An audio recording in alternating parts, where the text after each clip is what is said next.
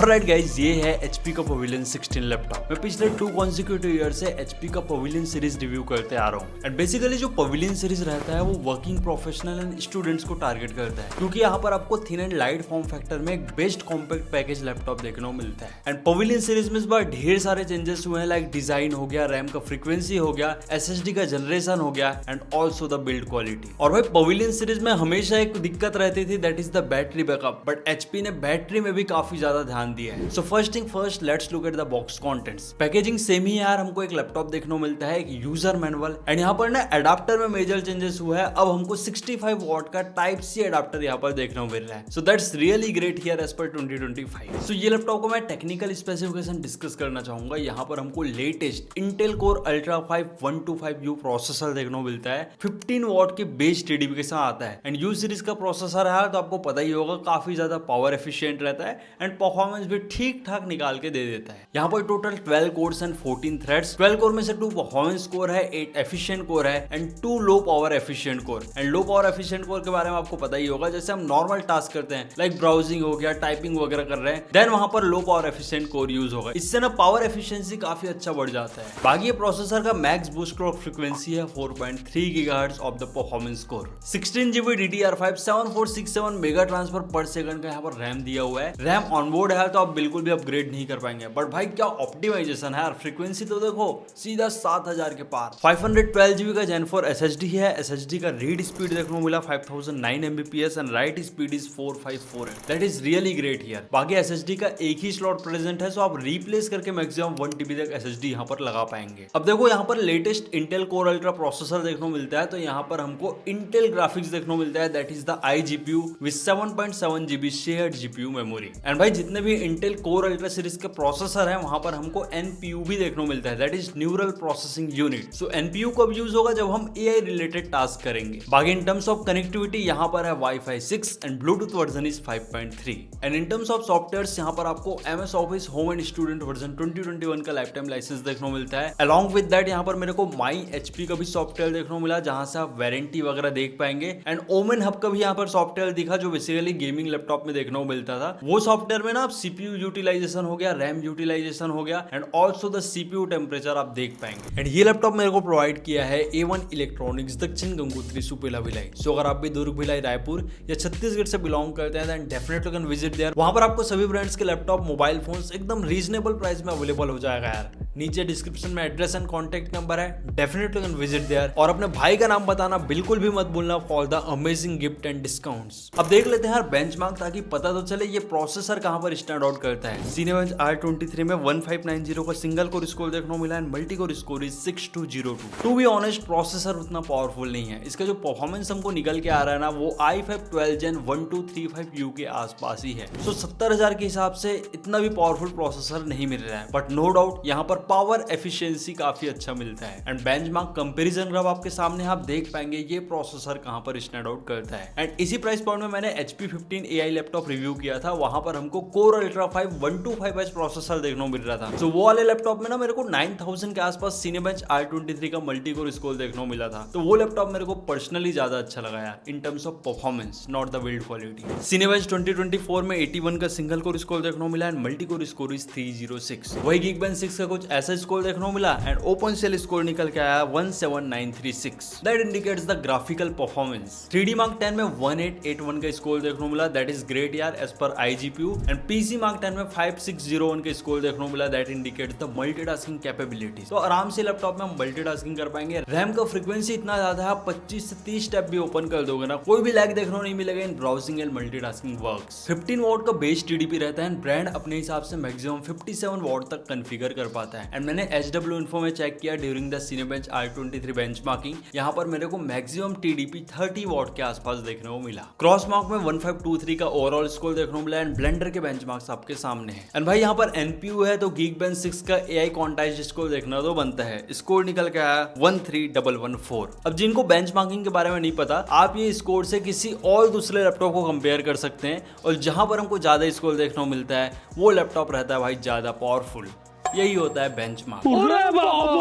अब मैं थोड़ा प्रोडक्टिविटी टास्क के बारे में बात कर लेता हूँ। यहाँ पर मैंने वीडियो एडिटिंग करके देखा in Adobe Premiere Pro. Full HD level का वीडियो एडिटिंग एकदम अच्छे से हो जा रहा था। मेरे सोनी A7M4 के फुटेजेस मैंने यूज किया, टाइमलाइन एकदम स्मूथ चल रहा था, कोई भी लैग नहीं था। लेकिन जहां हम 4K फाइल इंपोर्ट करते हैं कैमरा का, कहीं ना कहीं लैग देखने को मिलता है, क्योंकि यहाँ पर CPU भी उतना पावरफुल नहीं है और ग्राफिक्स कार्ड तो है ही नहीं भाई साहब। सो ओवरऑल बात करूं तो ये लैपटॉप में आप फुल एचडी इंटरमीडिएट लेवल का वीडियो एडिटिंग कर पाएंगे। लेकिन जिनको एकदम प्रोफेशनली वीडियो एडिटिंग करना है देन भाई आप गेमिंग लैपटॉप प्रीफर करो विद डेडिकेटेड ग्राफिक्स कार्ड। बाकी फोटोशॉप हो गया, इलस्ट्रेटर हो गया, ये सब इजिली चल जाएंगे। एंड फॉर द कोडर्स, यहाँ पर मैंने एंड्रॉइड स्टूडियो चला के देखा यार, उतना भी अच्छा नहीं चल पा रहा था to be honest. That means आपको एटलीस्ट एच क्लास का प्रोसेसर तो लेना ही है for the better work optimisation. भाई जब मैंने पिक्सल 9 का एमुलेटर रन किया, बहुत ज्यादा लैग कर रहा था यार, एकदम बटर स्मूथ चलता है अगर हमारा CPU स्ट्रॉन्ग है। तो यही क्लियर रिकमेंडेशन है, आप बेसिक C++, पाइथन ये सब कर पाएंगे, वेब डेवलपमेंट कर पाएंगे। लेकिन जिनको प्रोफेशनली ऐप डेवलपमेंट वगैरह करना है देन आप एच क्लास का प्रोसेसर प्रीफर करो। एंड बेसिक ऑटोकैड वाला वर्क कर पाएंगे not the 3D one in HP Pavilion 16 laptop because it have U series processor. और देखो यार, नॉर्मल स्टडी हो गया, डॉक्यूमेंटेशन टास्क हो गया, लेक्चर्स वगैरह अटेंड करना है देन इजीली ये लैपटॉप में हो जाएगा। इवन ट्रेडर्स के लिए भी एक अच्छा लैपटॉप निकल के आता है with the good battery backup. अब देखो भाई, नया नवेला प्रोसेसर है, इंटेल ग्राफिक्स है, तो क्यों ना किया जाए gaming test on this HP Pavilion 16। So first game मैंने प्ले किया GTA 5 in full HD plus resolution and default setting, V sync वगैरह टर्न ऑफ था।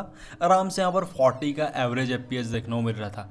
गेम प्ले काफी स्मूथ था, graphics quality is also good. You can see that TDP that means the power wattage of CPU it's around 15.2 वाट और कभी कभी 16 वाट के around भी touch कर रहा था। थर्मल्स भी काफी अच्छा बैलेंस था, 54 डिग्री सेल्सियस से ज्यादा टेम्परेचर नहीं जा रहा था और रैम का यूटिलाइजेशन भी काफी अच्छा था, 12 से 13 GB तक रैम यहाँ पर यूज हो रहा था। देन मैंने सेम गेम नॉर्मल सेटिंग में प्ले करके देखा by reducing the texture quality. Then मेरे को आराम से यहाँ पर 50 का एवरेज FPS देखने को मिला, जहाँ पर TDP, टेम्परेचर सभी चीज एकदम ही सेम था, बट यहाँ पर FPS हमको ज्यादा देखने को मिला क्योंकि हमने यहाँ पर ग्राफिक्स क्वालिटी कम कर दिया। देन नेक्स्ट गेम मैंने प्ले किया Valorant, that is CPU intensive game, full HD plus resolution and high setting में मैंने प्ले किया। वैलोरेंट में आराम से 90 का एवरेज FPS देखने को मिल रहा था और काफी स्मूथ गेम प्ले था यार, क्योंकि CPU इंटेंसिव गेम है, यहाँ पर ग्राफिक्स की नीड कम रहती है। बट हाँ, यहाँ पर भी जो पावर वॉटेज था CPU का आराम से 16 वाट तक मैक्सिमम टच कर रहा था। एंड यहाँ पर भी टेम्परेचर मेंटेन था, that is around 56 to 58 degree Celsius.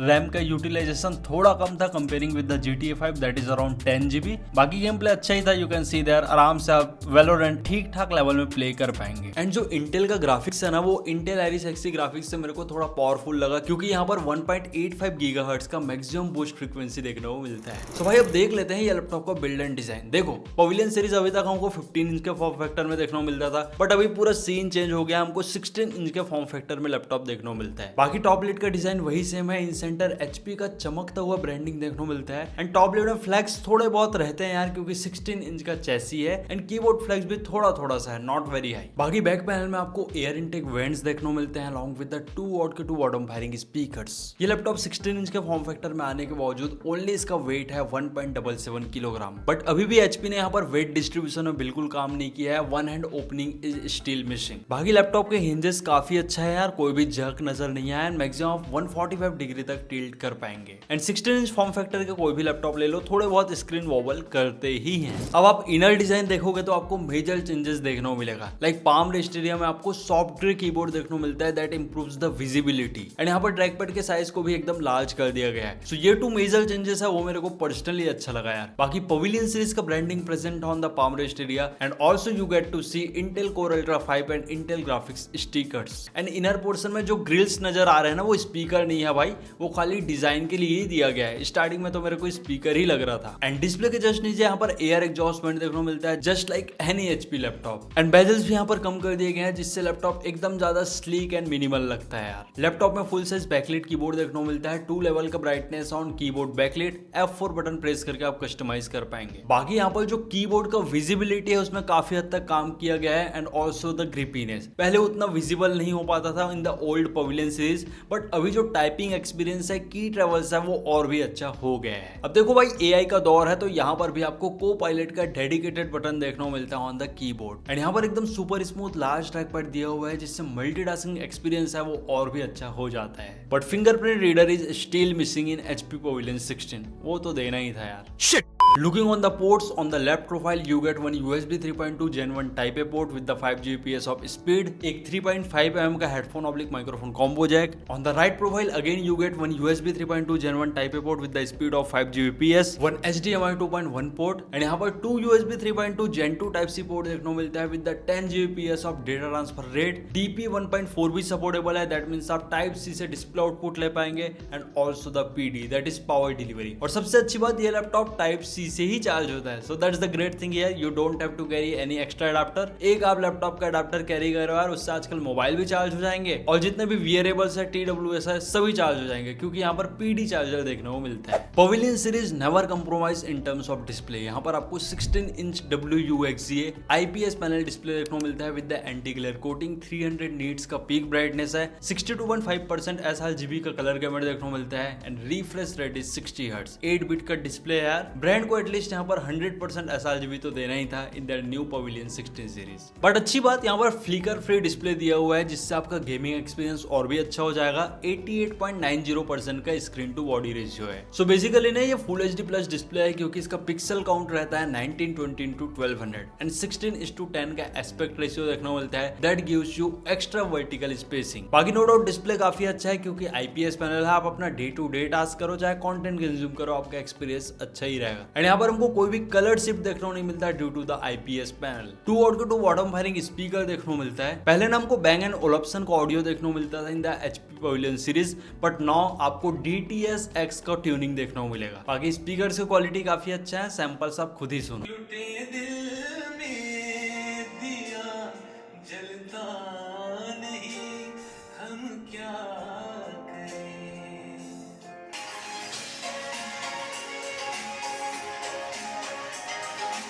By the way यहाँ पर फुल HD वेबकैम देखने को मिलता है with the privacy shutter, dual array integrated microphone है एंड नॉइज कैंसलेशन भी प्रेजेंट है. साथ में आपको विंडोज स्टूडियो इफेक्ट भी देखने को मिलता है जहां से आप ऑटो फ्रेमिंग कर पाएंगे, आई कांटेक्ट कर पाएंगे एंड यहाँ पर AI ब्लरिंग मेथड भी यूज कर पाएंगे and result is really impressive. So दोस्तों ये है HP पवेलियन 16 लैपटॉप का वेबकैम सैंपल. काफी सही लग रहा है due to the full HD webcam और विंडोज स्टूडियो इफेक्ट का सहारा तो है ही. एंड देखो यहाँ पर ऑटो फ्रेमिंग कितने आसानी से हो रहा है. मैं जैसे मूव आउट करता हूँ, यहाँ पर देखो कैमरा अपने आप शिफ्ट हो रहा है. बैटरी में भी मेजर इंप्रूवमेंट किया है HP ने. यहाँ पर हमको 3 सेल 59 वाट आवर का बैटरी देखने को मिलता है. पहले हमको 41 वाट आवर का ही बैटरी देखने को मिलता था in the pavilion series. So during the continue content consumption मेरे को 6.5 घंटे के आसपास बैकअप देखने को मिला इन दिस लैपटॉप. तो ये काफी अच्छा लगा यार. U सीरीज का प्रोसेसर है, पावर एफिशिएंसी भी काफी अच्छा है, तो ऑब्वियसली बैटरी बैकअप तो मिलेगा ही मिलेगा. लेकिन अगर आप हैवी वर्क करते हैं लाइक फोटोशॉप हो गया, वीडियो एडिटिंग हो गया, देन आप 3 से 4 घंटे का ही बैकअप एक्सपेक्ट करो from the HP pavilion laptop.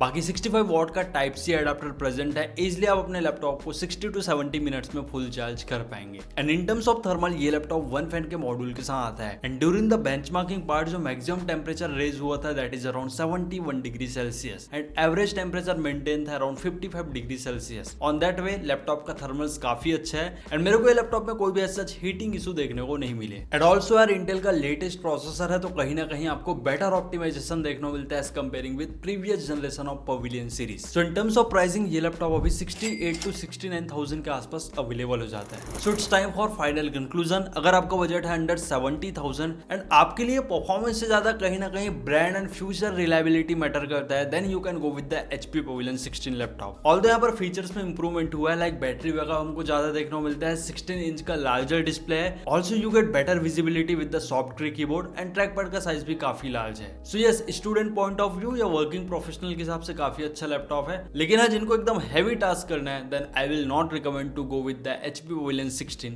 Ultra 5 125U वेरिएंट. इससे अच्छा आप HP का 15 AI लैपटॉप ले लो जो 6-7 महीने पहले मैं रिव्यू किया था. वहां पर आपको Ultra 5 125H प्रोसेसर देखने को मिलता है. That is obviously more powerful than Intel Core Ultra 5 125U. बाकी लैपटॉप में सच मेरे को कोई भी कॉन्स देखने को नहीं मिला. सभी चीज एकदम बेटर है. और हाँ यार, पवेलियन सीरीज का प्राइसिंग कहीं ना कहीं ज्यादा रहता है as comparing with normal HP 15 Essential series.